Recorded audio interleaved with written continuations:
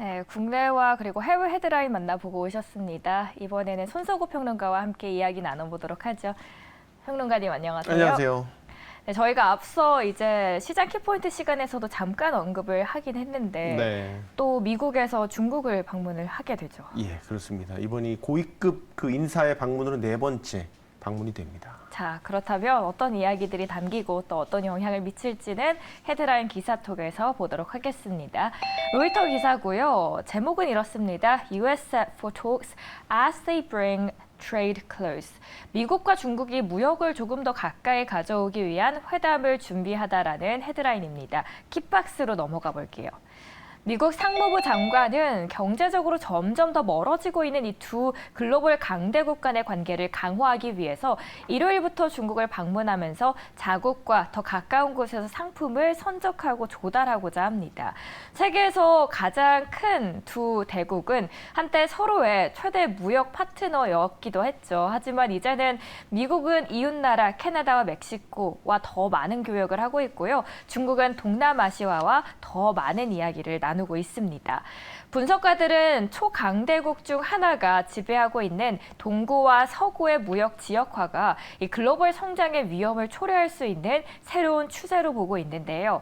아시아 사회정책연구소는 그래서 이 무역 패턴의 변화는 중국과 미국이 서로에게 부과한 경제 규제가 무역을 전환하기 시작했음을 시사한다고 이야기를 하고 있습니다. 지난 러먼드 장관입니다. 방중에 앞서서 미국이 일부 이제 중국에 대한 제재를 풀었는데 그렇다면 앞으로 이 두 간의 갈등이 조금 더 좋게 풀릴 수 있는 긍정적인 시그널로 저희가 해석을 해봐도 좋을까요? 하지만 냉정하게 본다면 현재로서는 뭐 협상 결과를 되게 뭐 낙관적으로 될 것이다, 혹은 뭐 비관적으로 될 것이다. 어느 쪽으로든 함부로 예단할 수는 없다라고 봅니다. 사실 이제 양국이 이번 방중을 앞두고 해온 행보를 보면 분명히 외교적으로 봤었을 때 채찍과 당근을 번갈아 가면서 양국이 모두 사용하는 그런 그래서 경계감을 유지하고 있는 그런 상태가 되거든요. 먼저 미국의 행보를 보면 조 바이든 미국 대통령이 일단 이달 초였습니다. 반도체라든지 양자 컴퓨팅, AI 같은 첨단 분야에 대한 미국의 자본 투자를 규제하는 행정명령에 서명을 하면서 중국에 대한 강경 기조 다시 한번 드러냈죠. 그런데 러먼드 장관은 이번 방중을 앞두고는 미국 상무부가 또 27개 중국 기업 단체를 잠정적인 수출 통제 대상에서 해제하는 그런 조치를 취하는 모습을 보였고요. 또 다음 날 제이크 설리반 미 백악관 국가안보보좌관 중국을 향해 상당히 또 유화적인 어떤 제스처의 그 발언들을 내놨습니다. 예를 들어서 디커플링을 추구하지 않고 있고 디리스킹을 추진한다는 메시지, 또 미국이 중국의 어떤 경기 둔화, 경기 침체를 원하지 않고 있다, 이런 식의 메시지를 내놨습니다. 또 같은 날 러먼드 장관은 주미 중국 대사와 만나서 양국의 경제협력 방안들을 논의하는 그런 모습들의 그런 흐름들을 보이기도 했었습니다. 중국도 마찬가지입니다. 채찍과 당근을 번갈아 가면서 사용했다, 이렇게 볼 수 있는데, 뭐 예를 들면은 미국의 제재가 있으면 거기에 대해서 뭐 예를 들어 광물 같은 거 수출 통제를 하면서 보복 성격의 맞대응을 했죠. 또 미국이 왕이 외교부장을 초청했음에도 불구하고 여기에 응하지 않는 그런 모습을 보이기도 했고요. 또 한미일 정상이 얼마 전에 있었지 않습니까? 여기에 대해 상당히 비판적인 입장을 드러내기도 했습니다. 그러나 또 미국 상무부가 어떤 제재 조치를 해제하자, 여기에 대해서 즉각 또 환영한다는 입장을 나타내기도 했고요. 결국 미중 양국이 지금 긴장과 대립 속에 있는 건 분명하지만 양국이 필요한 부분, 특히 경제라든지 무역, 통상 이런 부분에 있어서는 상호 관계를 개선하고 싶다, 그런 의지는 분명히 갖고 있는 것으로 보입니다. 이런 상황에서 이제 러먼드 장관이 중국을 방문하는 거고요.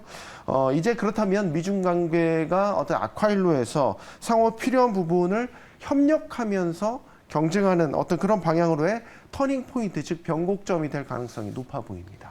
자, 그렇다면 일단 둘이 만나게 된다면 어떤 의자들을 가지고 논의를 하게 될까요? 네, 예전에 이제 제니 옐런 재무부 장관이 갔을 때랑은 또 다른 양상이겠죠. 아무래도 이제 상무부 장관이 가는 것이기 때문에 1차적인 의제는 지금 어떤 미중 간 걸려 있는 무역이나 관세에 관한 의제가 아무래도 첫 번째 도마 위에 올라갈 것으로 보입니다.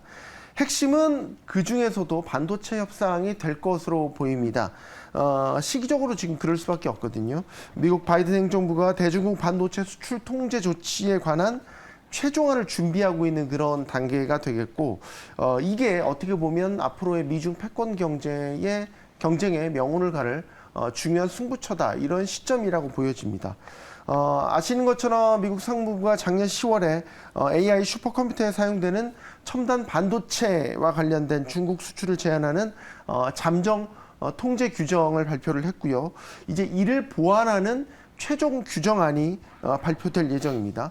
여기에는 우리나라도 이제 직간접적으로 저촉이 되는 부분이 많이 있죠. 예를 들면 해외 직접 생산 상품 규칙이라는 게 적용이 되기 때문에 미국이 아닌 다른 나라에서도 이런 칩이나 장비 같은 걸 사용했을 때 미국의 소프트웨어나 장비 같은 것들을 사용했으면 수출을 할 때 허가를 받도록 돼 있는 그런 규정이 되겠습니다. 당연히 여기에는 우리나라도 해당이 되는 부분이 상당히 많이 있겠고요. 최근에 또 일본과 유럽을 끌어들여서 노광 장비 같은 최신 반도체 장비의 수출을 제한하는 그런 조치도 했었고요. 우리나라라든지 대만 업체들에게는 보조금이나 세제 혜택을 주는 대신에 중국에서 운영하는 반도체 라인의 어떤 최신 공정 투자에 대해서 허가를 받도록 하는, 사실상 제한하는 그런 제한 장치를 주기도 했습니다. 그렇기 때문에 지금 흐름을 보면 반도체와 관련해서는 중국으로 들어가는 어떤 자금이라든지 기술, 장비, 인력까지 이런 일련의 물줄기들 아예 미국이 틀어지고 있는 그런 형국이 되겠습니다. 자, 그렇다면 사실 뭐 옐렌 장관 이야기를 해주시기도 했지만 네. 앞서 미국에서 중국 고위급 인사들이 몇 번 방문을 했음에도 불구하고 헛걸음을 하긴 했습니다. 네. 그러면서 이제 중국은 보복성 맞대응을 조금씩 해 나가는데 아무래도 이걸 버티기에는 좀 힘든 것 같습니다. 네. 그러니까 사실상 말씀하신 대로 버텨낼 재간이 없는 거죠. 뭐 멀리서 찾을 필요 없이 최근에 핵심 AI 칩을 생산하는 엔비디아의 실적을 보면 우리가 네. 뭐 알 수 있지 않습니까? 뭐 AI 인프라의 핵심 칩을 공급하는 회사인데 사실상 독점에 가까운 점유율을 맞아요. 갖고 있다라는 게 확인이 됐지 않습니까? 지금 이제 엔비디아의 하이엔드 AI 칩이 미국 정부로부터 수출 통제 제한이 걸려 있으니까 중국 내에서는 뭐 엔비디아의 칩을 확보하기 위한 암 시장이 형성돼 있다, 뭐 이런 얘기도 나오고 있고요. 뭐 몇 배 웃돈을 주더라도 중국 기업들이 엔비디아 칩을 확보하기 위해서 사활을 걸고 있다, 뭐 이런 식의 중국 시장 내 기조가 형성돼 있지 않습니까? 그러니까 중국으로서는 미국의 반도체 제재를 상당 부분 완화시키거나 무력화시켜야 되는 그런 과제를 안고 있는 것이고요. 그래서 러머드 장관의 이번 방중은 또 중국 측의 강력한 요청으로 이루어졌다라는 이야기도 전해지고 있습니다.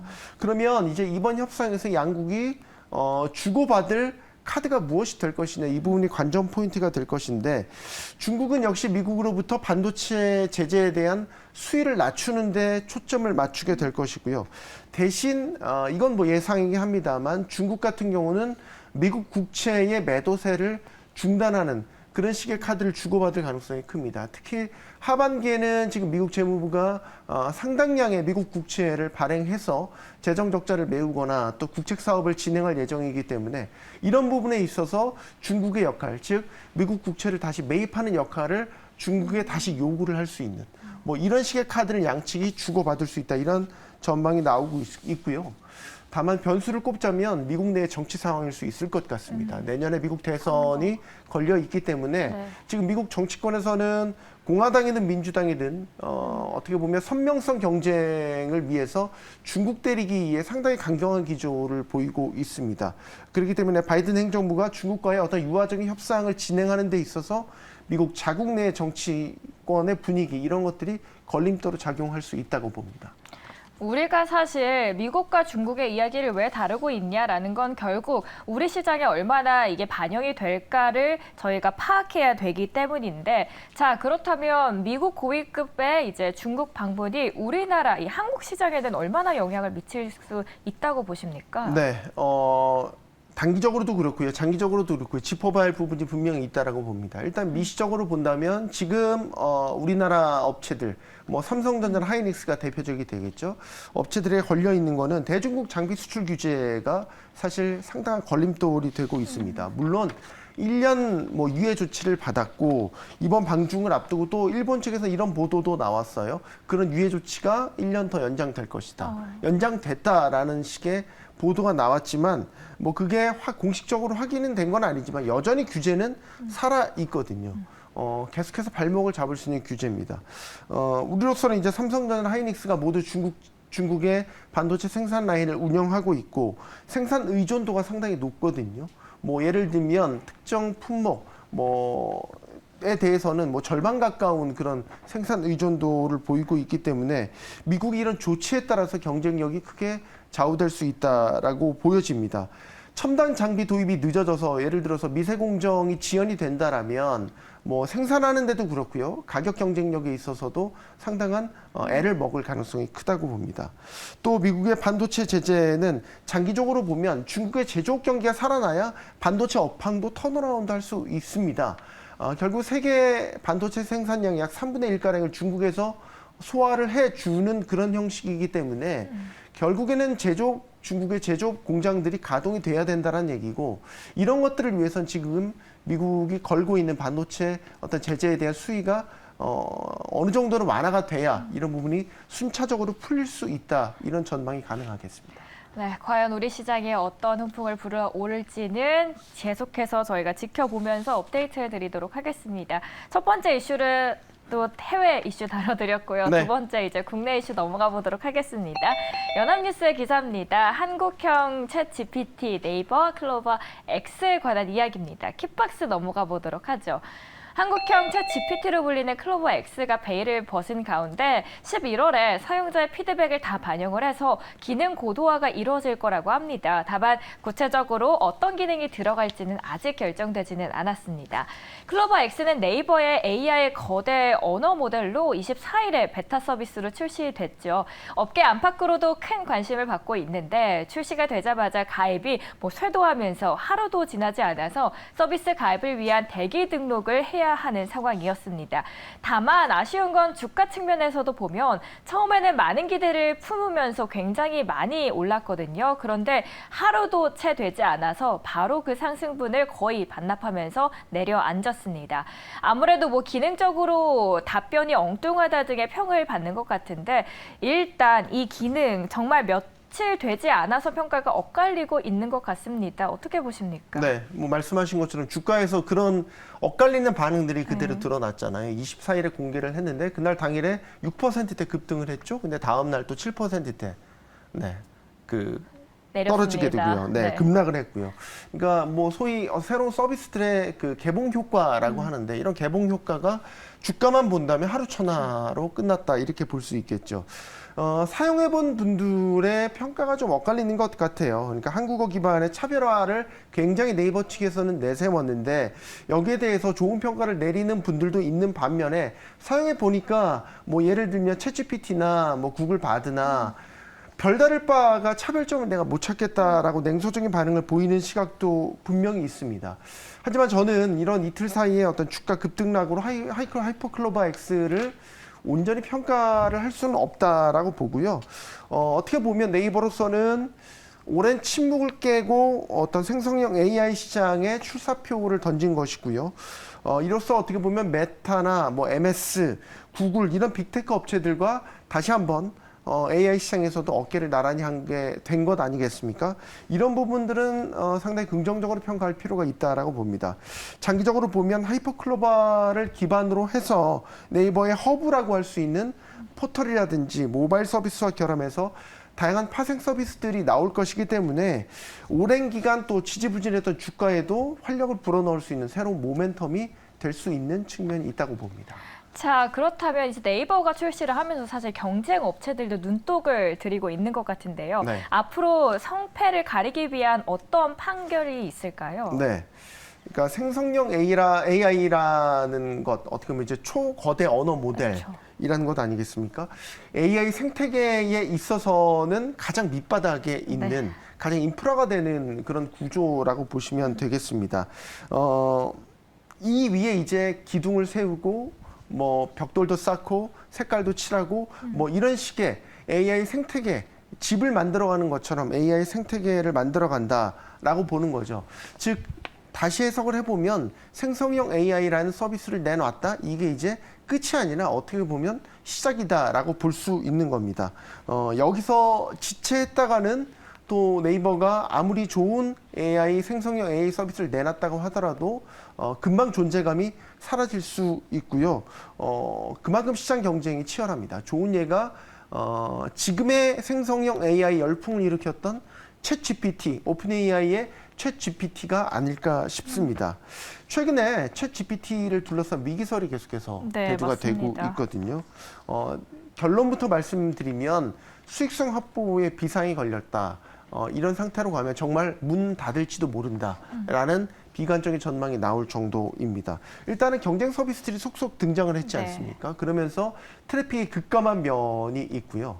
특히 뭐 방학을 거치면서 대학생들이 사용률이 줄어들자 트래픽이 급감을 했다는 소식도 전해지고 있고, 최근에 이제 유료화 서비스를 내놓고는 있지만 서비스 적자 구조가 워낙 심하다 보니까 이런 상황이면 2024년 말이면 파산할지도 모른다라고 합니다. 그러니까 네이버가 새로운 생성형 AI 서비스를 내놨지만 이런 챗GPT의 미기설 같은 것들 보면서 반면 교사를 삼을 필요가 있다라고 보고요. 따라서 어떻게 하면 생태계를 조성할 수 있을지, 수익성 측면에서 지속 가능한 경쟁력을 확보할 수 있을지, 이런 부분들을 시장에 입증을 해내야 된다라고 생각을 합니다. 네, 오늘도 시청해주신 여러분 고맙습니다. 저희 내일 또 이 시간에 찾아뵙도록 하겠습니다.